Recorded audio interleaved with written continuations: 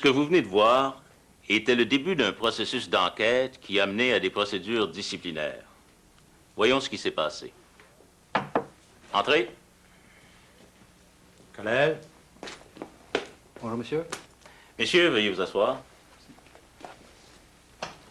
Alors, capitaine, qu'est-ce que vous pouvez me dire au sujet de l'incident d'hier? Colonel, il semble qu'il y avait un conflit entre le soldat Renault et d'autres membres de l'unité. Gravement blessé?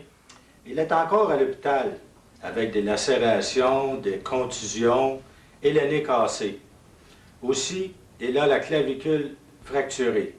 Mais il est conscient, et les policiers militaires lui ont parlé. Il y avait une grosse fête en ville hier soir, n'est-ce pas?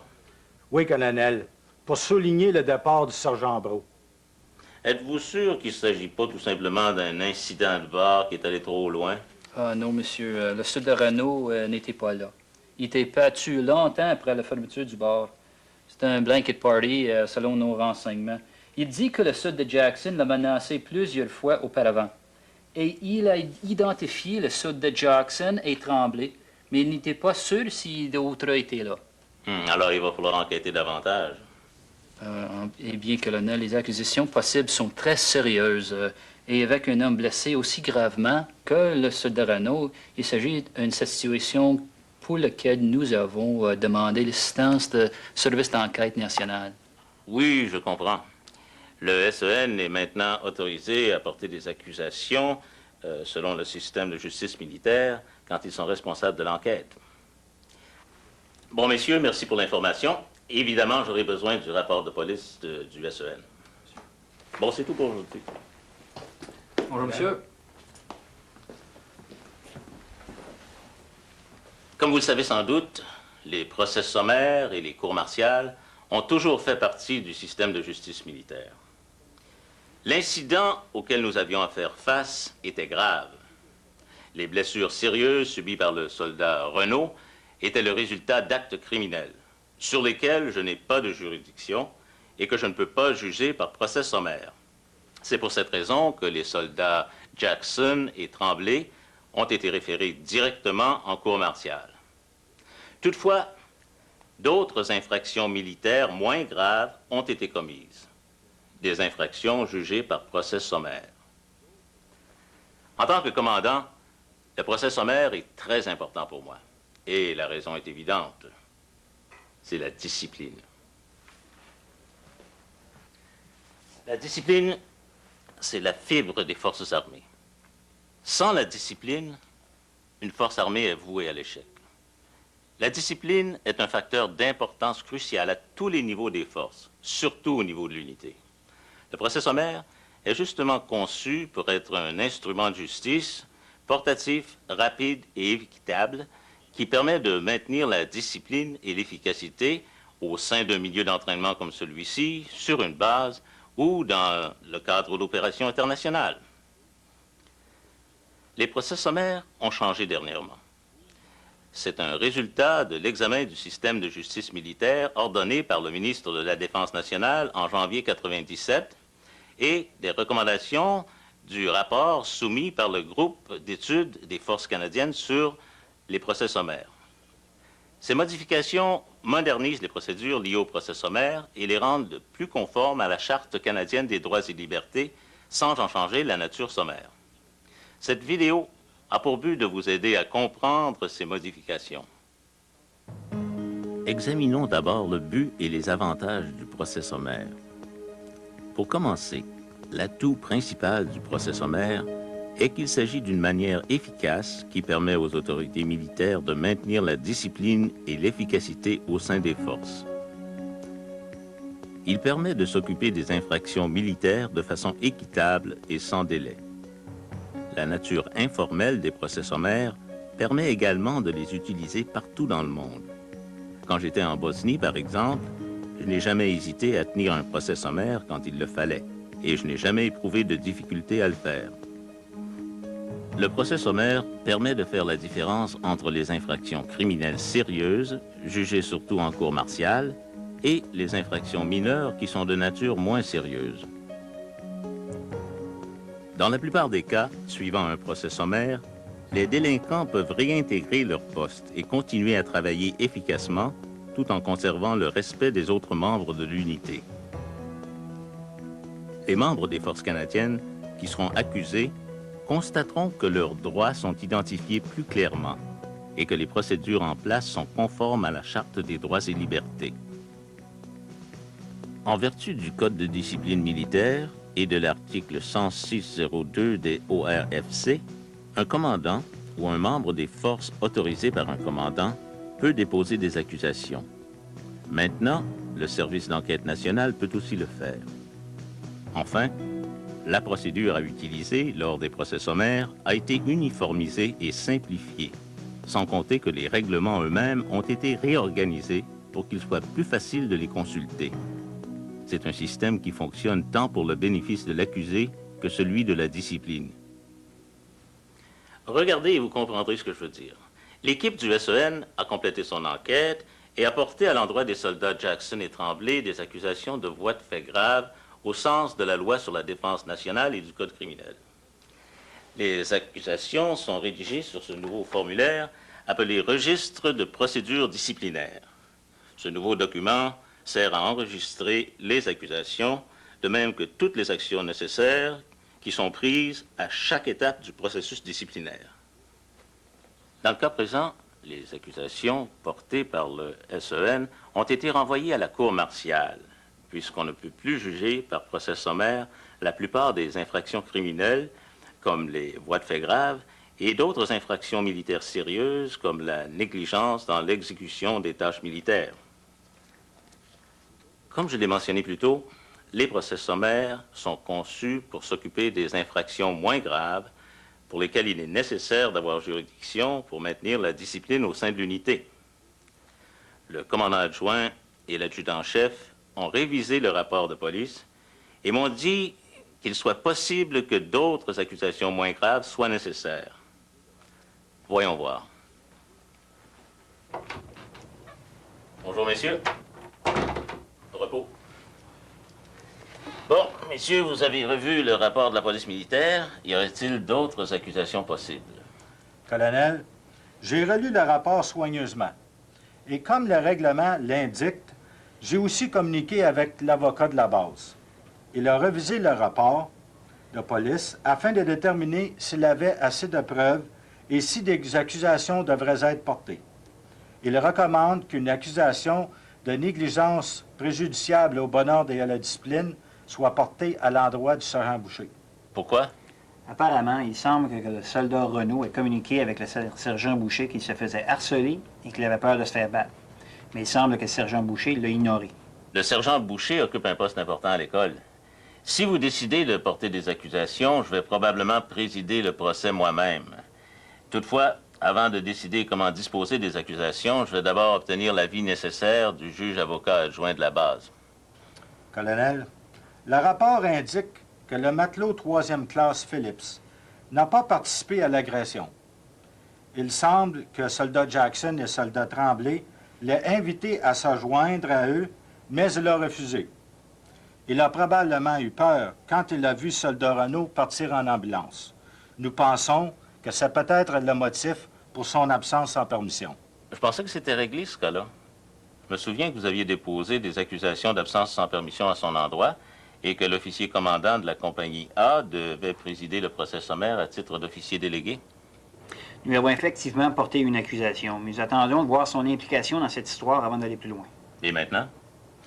Il semble qu'il savait ce que soldat Jackson et soldat Tremblay complotaient. Mais il n'a pas rapporté la situation. En plus de porter une accusation d'absence sans permission, le conseiller juridique recommande une accusation additionnelle pour ne pas avoir rapporté ce qui allait arriver. Et je suis d'accord avec lui. Mais est-ce que vous ne devriez pas enquêter davantage? Pas nécessaire. Dans ce cas-ci, le rapport de la police militaire contient toutes les informations requises. Bon, merci, messieurs. À mon avis, ce procès devrait toujours être présidé par l'officier commandant de la compagnie A. Colonel, croyez-vous que ses pouvoirs de punition sont suffisants? Je pense que oui. Mais il devrait prendre la décision lui-même une fois qu'il aura examiné le cas. S'il juge que ses pouvoirs de punition sont insuffisants, il me renverra le cas. Rappelez-vous, messieurs, que les officiers délégués ont maintenant plus de pouvoir qu'avant. Par exemple, ils peuvent donner le droit de choisir d'être jugés par une cour martiale au besoin, et si un accusé est reconnu coupable, ils peuvent imposer une amende allant jusqu'à 25% du salaire mensuel de base. Oh, en passant, est-ce que le matelot de 3e classe Phillips a demandé un officier en particulier pour l'aider? Oui, il a demandé le capitaine Richard. Bon. Alors, à moins qu'elle ait une très bonne raison liée à ses fonctions pour ne pas aider, ce sera elle. En passant, dites-lui donc de venir me voir. La tâche de l'officier désigné pour aider l'accusé est prioritaire. En vertu des règlements, aussitôt qu'une accusation est portée, l'accusé a droit d'obtenir qu'un officier soit désigné pour l'aider. L'accusé peut demander la nomination d'une personne en particulier et il faut approuver cette demande si la personne demandée y consent et s'il n'y a pas de raison importante liée aux fonctions de cette personne qui l'empêcherait de le faire. Le rôle de l'officier désigné pour aider l'accusé a toujours été important. Il l'est encore davantage avec les nouveaux règlements. L'officier désigné révisera les renseignements qui doivent être mis à la disposition de l'accusé, ce qui comprend normalement les rapports d'enquête d'unité et les déclarations écrites des témoins. Dans le cas des rapports de police militaire, on fournira ou on s'assurera que l'accusé puisse avoir accès aux parties du rapport qui traitent ou qui sont reliées à son cas. Il ou elle conseillera l'accusé en ce qui concerne les témoins et les preuves susceptibles d'être présentées au procès et devra informer l'accusé qu'il a le droit de choisir d'être jugé par procès sommaire ou par une cour martiale. En vertu des nouveaux règlements, un accusé a toujours le droit de choisir d'être jugé par une cour martiale, à moins qu'il s'agisse d'une infraction de nature suffisamment mineure et que cette infraction soit liée à un acte d'insubordination, à des querelles, à une absence sans permission, à l'ivresse ou à la conduite préjudiciable au bon ordre et à la discipline relative à l'uniforme, la conduite ou l'entretien d'équipements personnels. Les infractions de nature suffisamment mineure sont celles qui ne justifient pas une peine de détention, de rétrogradation ou une amende supérieure à 25% du salaire mensuel de base. Lorsque l'accusé a le droit de choisir d'être jugé par une cour martiale, l'officier désigné devra s'assurer que l'accusé comprend la gravité de l'infraction dont il est accusé et la différence entre une cour martiale et un procès sommaire.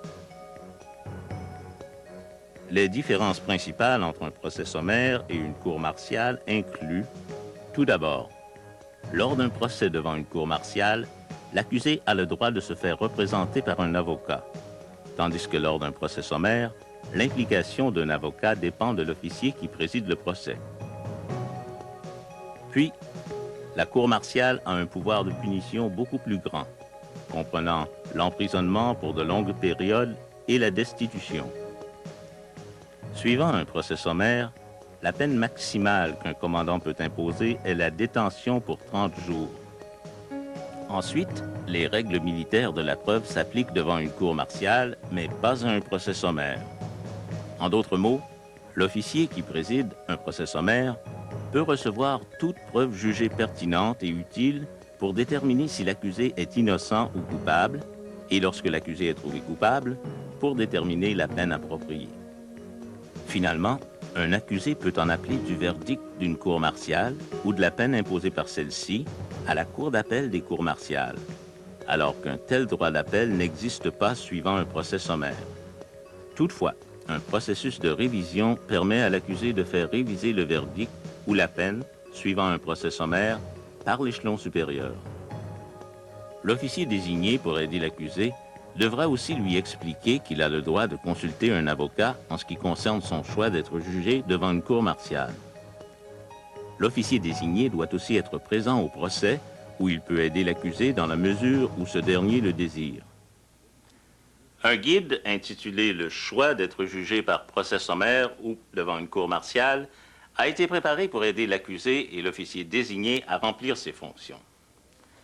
Quand le matelot de 3e classe Phillips s'est présenté devant l'officier délégué, il a été informé de son droit de choisir d'être jugé devant une cour martiale. Et le procès a été ajourné pendant au moins 24 heures pour lui permettre de consulter un avocat sur ce sujet.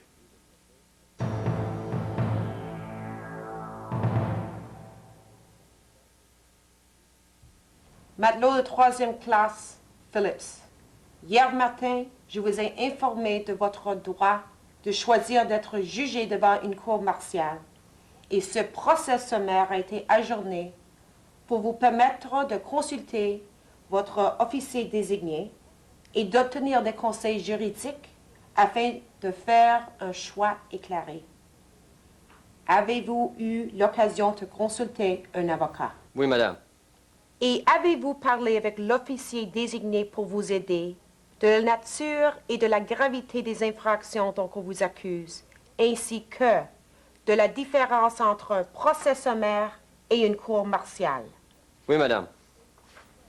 Êtes-vous maintenant en mesure de m'informer de votre choix? Oui, madame. Alors, désirez-vous être jugé devant une cour martiale? Oui, madame. Après en avoir discuté avec mon avocat et mon officier désigné, j'ai choisi d'être jugé devant une cour martiale. Très bien. Je dois alors vous demander d'indiquer votre choix au registre de procédure disciplinaire et de signer pour confirmer que vous avez eu l'occasion d'obtenir des conseils juridiques, que vous avez discuté de ceci avec l'officier désigné pour vous aider et que vous avez effectivement choisi d'être jugé devant une cour martiale.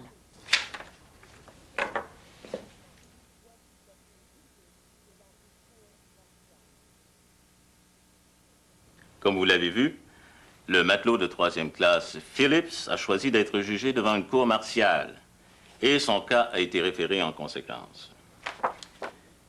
Une autre accusation a cependant émergé de cet incident. Le soldat Renault a affirmé qu'il s'était plaint à son sergent de peloton à plusieurs occasions du harcèlement dont il était victime et des menaces violentes qu'il avait reçues. Par conséquent, le sergent Boucher a été accusé de négligence préjudiciable au bon ordre et à la discipline du fait qu'il n'avait présumément pas donné suite aux plaintes du soldat Renault. Au début de son procès, on a paradé le sergent Boucher devant moi. Et je lui ai demandé s'il avait eu l'occasion de consulter un avocat et de discuter avec son officier désigné de la nature et de la gravité de l'accusation, ainsi que de la différence entre un procès sommaire et une cour martiale. Il a répondu que oui, et il a choisi d'être jugé par procès sommaire. J'ai donc prêté serment en jurant d'administrer la justice conformément à la loi, sans partialité, faveur ni affection. Et le capitaine adjudant a lu l'accusation. Avant d'entendre tout témoignage, j'ai demandé au sergent Boucher s'il avait eu suffisamment de temps pour préparer son cas. C'est une formalité dont je dois m'acquitter selon les règlements. Et il a répondu oui.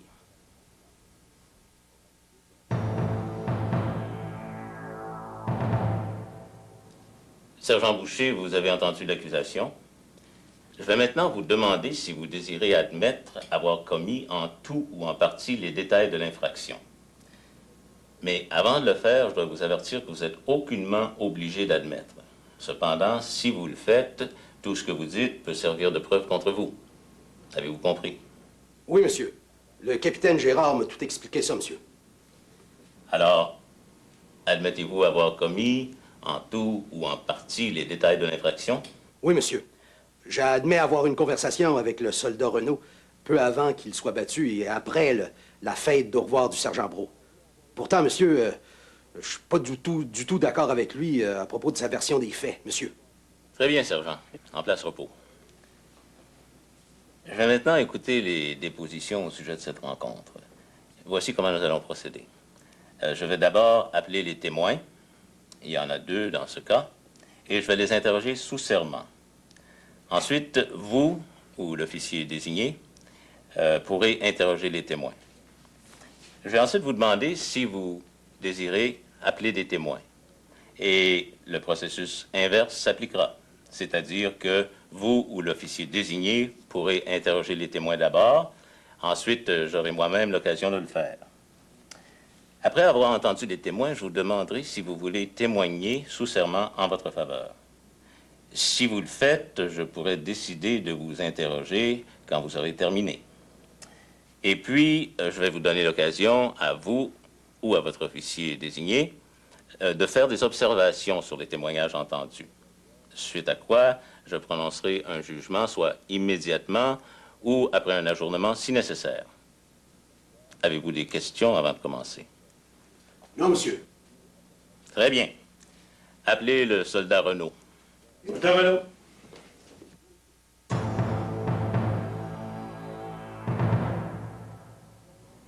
Bonjour, soldat. Retirez votre béret. Placez votre main droite sur la Bible et répétez après moi. Je jure de dire la vérité, toute la vérité et rien que la vérité, ainsi Dieu me soit en aide. Je jure de dire la vérité, toute la vérité et rien que la vérité, ainsi Dieu me soit en aide. Replacez votre béret. Et qu'avez-vous dit au sergent Boucher, au juste? Je lui ai dit que Jackson me harcelait depuis le début du cours, qu'il m'avait poussé contre le mur et avait menacé de me battre parce que je refusais de polir ses chaussures. Je lui ai dit aussi que j'avais vraiment peur et je lui ai demandé de changer de peloton pour m'éloigner de lui. Et comment le sergent Boucher a-t-il réagi? Il était fâché. Il m'a crié d'arrêter d'agir en bébé, que c'était l'armée et il n'avait pas besoin de lâche. Il m'a dit de faire un homme de moins, de me concentrer sur mon entraînement et qu'il y avait seulement une façon de régler ces situations-là, seul à seul, après le travail. Est-ce que quelqu'un d'autre a entendu cette conversation? Je ne pense pas, monsieur. Il n'y avait personne autour quand j'ai quitté le bureau, à l'exception du soldat Rose que j'ai rencontré en descendant de l'escalier. Sergent Boucher, est-ce que vous ou votre officier désigné voudriez poser des questions au soldat Renaud? Oui, monsieur. Soldat Renaud, ne diriez-vous pas que le sergent Boucher parle toujours très fort et qu'il semble toujours crier, même quand il parle aux autres instructeurs? Oui, madame. Mais cette fois-là, c'était plus fort, comme durant les périodes de drill. Avant de quitter le bureau du sergent Boucher, il vous a dit de revenir le voir si les choses ne s'arrangeaient pas, n'est-ce pas? Non, madame. Il n'a jamais mentionné ça.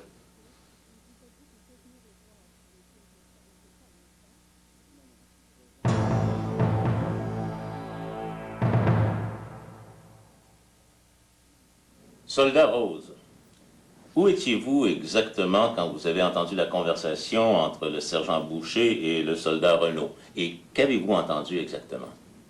J'étais dans l'escalier et le bureau du sergent Boucher est à quelques bureaux plus loin, au 2e étage. J'ai entendu le sergent Boucher crier, mais je crois que je suis arrivée à la fin de la conversation et les quelques mots que j'ai pu entendre clairement étaient « prends-le comme un homme » ou quelque chose de semblable à ça. Quelques secondes plus tard, le soldat Renaud est descendu les escaliers et il ne semblait pas bien. Il avait même les larmes aux yeux. Des questions, sergent Boucher? Non, monsieur. Merci, soldat Rose. Vous pouvez partir. Soldat Rose, à droite, tourne. Pas commencer, marche. Gauche, droite, gauche, droite, gauche, droite, gauche. Maintenant, sergent Boucher, avez-vous des témoins ou désirez-vous témoigner en votre faveur? J'ai pas de témoin, monsieur, mais je veux parler, monsieur. Bien. Posez la main droite sur la Bible et répétez après moi.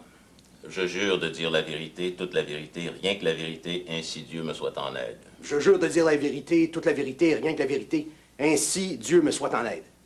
OK, sergent. Vous pouvez parler maintenant.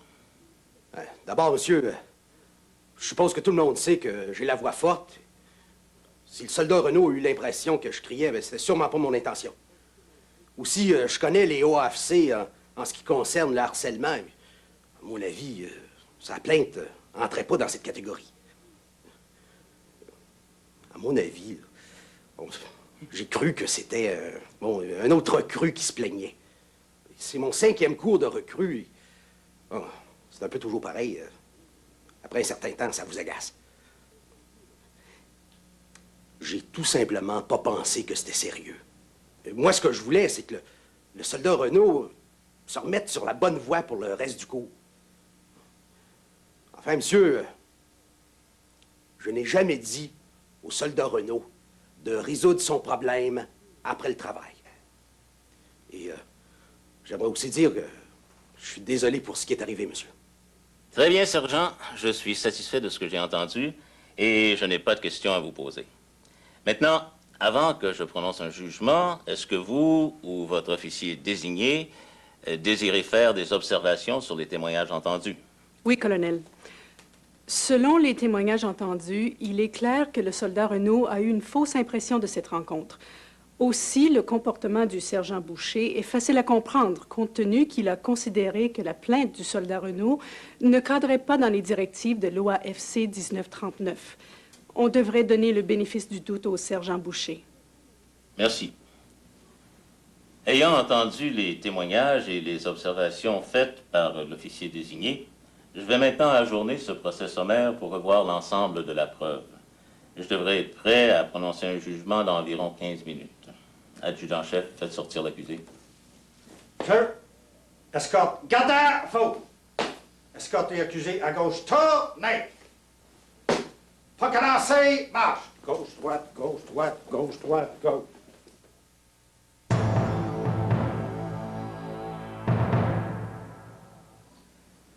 Sergent Boucher, j'ai revu les témoignages et les observations de votre officier désigné et je suis prêt à prononcer un jugement. Sergent Boucher, je crois fermement que le soldat Renaud, avant de s'être fait battre ce soir-là, vous a informé de la situation et s'est plaint au sujet des menaces qu'il avait reçues de Jackson.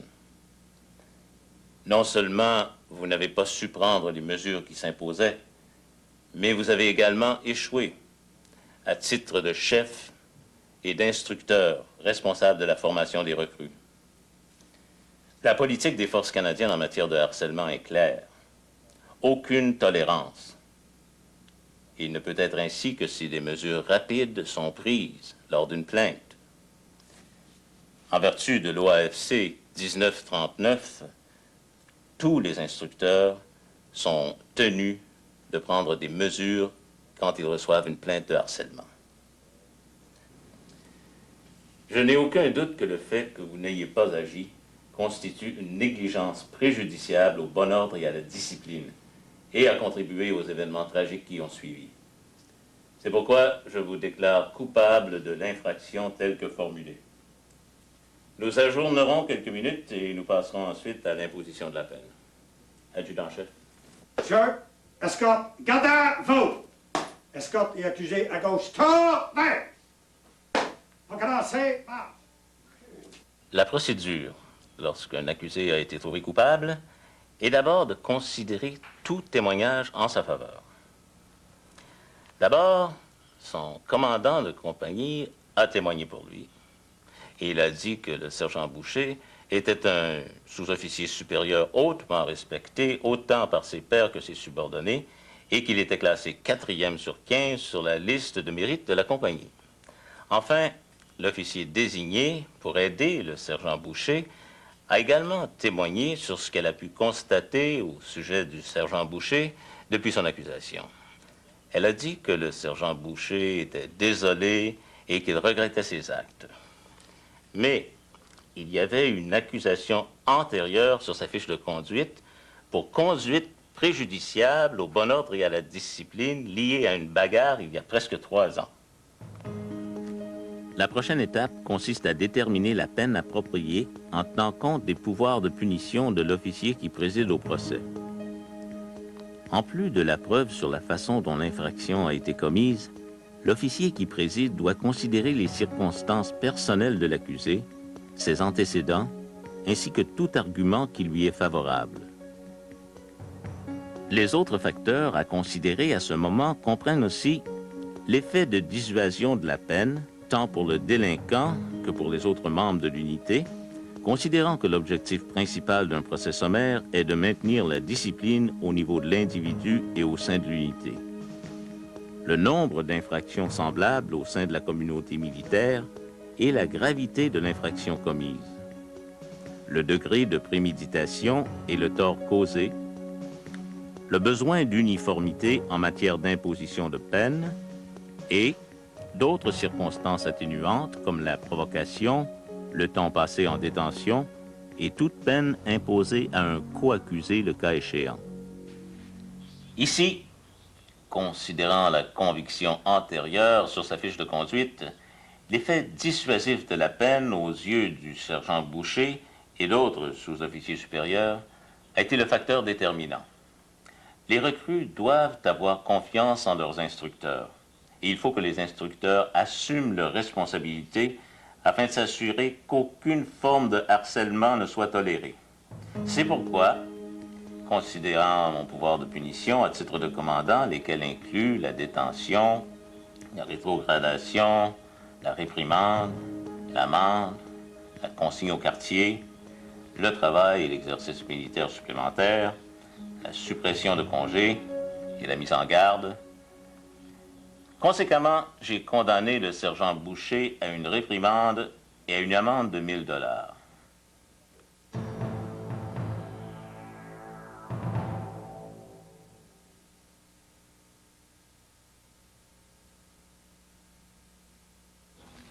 J'ai une bonne idée de ce que ça peut être. Vous voyez, selon le sergent Boucher, la peine de 1 000 $ que je lui ai infligée est trop sévère. Comme je l'ai mentionné plus tôt, contrairement à un procès en cour martiale, un délinquant trouvé coupable, suivant le procès sommaire, ne peut en appeler de la sévérité de la peine.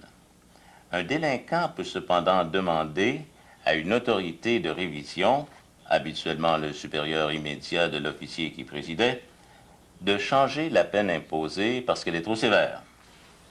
Puisque le sergent Boucher pense que la peine est trop sévère, il a écrit à l'autorité de révision et m'en a envoyé une copie. Je dois répondre à cette dernière dans les 16 jours. Ensuite, un procédé qui lui permettra de présenter son cas par écrit débutera. Dans de tels cas, l'autorité de révision doit consulter le juge avocat général avant de prendre une décision. En vertu des ORFC, l'autorité de révision peut annuler le verdict ou la peine, modifier le verdict ou la peine, substituer un nouveau verdict, diminuer la peine. Essentiellement, comme nous avons tenté de le démontrer, le système de procès sommaire recherche l'équité et la rapidité, tout en se conformant aux exigences de la Charte des droits et libertés. Récapitulons les principaux aspects du procès sommaire.